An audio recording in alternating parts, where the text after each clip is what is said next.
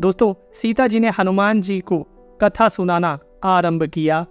पहले की बात है, एक बाघ ने किसी व्याध का पीछा किया। व्याध भागकर एक वृक्ष पर चढ़ गया।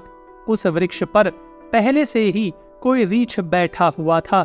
बाघ वृक्ष की जड़ के पास पहुंचकर पेड़ पर बैठे हुए रीछ से बोला, हम और तुम दोनों ही वन के जीव हैं।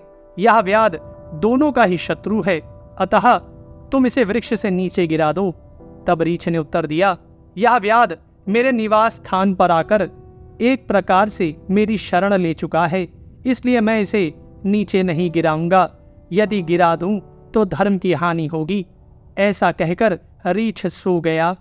तब बाघ ने व्याध से कहा, देखो, इस सोए हुए रीछ को नीचे गिरा दो, मैं तुम्हारी रक्षा करूंगा।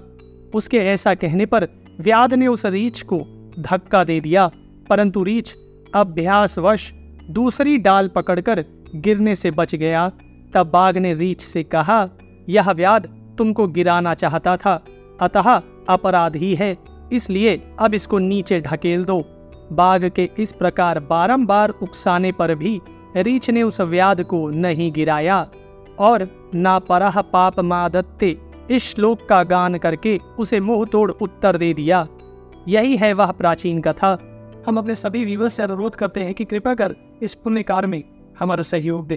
वानरवीर, श्रेष्ठ पुरुष दूसरे पापियों के पाप कर्म को नहीं अपनाते हैं, प्रति उत्तर में उनके साथ स्वयं भी पाप पूर्ण बर्ताव नहीं करना चाहते हैं, अतः अपनी प्रतिज्ञा एवं सदाचार की रक्षा ही करनी चाहिए, क्योंकि साधु पुरुष अपने उत्तम चरित्र से ही विभूषित होते हैं। सदाचार ही उनका आभूषण है।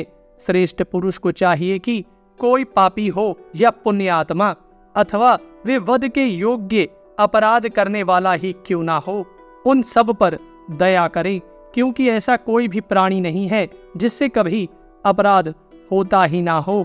देवी सीता के ऐसा कहने पर हनुमान जी ने उन्हें इस प्रकार उत्तर दिया, देवी, आप भगवान श्री रामचंद्र जी की धर्मपत्नी हैं, अतः आपका ऐसे सद्गुणों से संपन्न होना उचित ही है।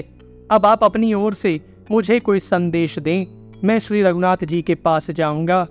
हनुमान जी के ऐसा कहने पर देवी सीता बोली, मैं अपने भक्त वत्सल स्वामी का दर्शन करना चाहती हूँ। देवी सीता की यह बात सुनकर हनुमान जी उन मिथिलेश कुमारी का हर्ष बढ़ाते हुए इस प्रकार बोली, देवी, जैसे देवी सची देवराज इंद्र का दर्शन करती हैं, उसी प्रकार आप पूर्ण चंद्रमा के समान मनोहर मुख वाले उन भगवान श्री रामचंद्र जी को आज देखेंगी। देवी सीता से ऐसा कहकर हनुमान जी उस स्थान पर लौट आए जहां भगवान श्री रामचंद्र जी विराजमान थे। वहां से लौटते ही कपिवर हनुमान जी ने देवराज इंद्र के तुल्य तेजस्वी श्री रघुनाथ जी से जनक किशोरी देवी सीता जी का दिया हुआ उत्तर क्रमशः कह सुनाया।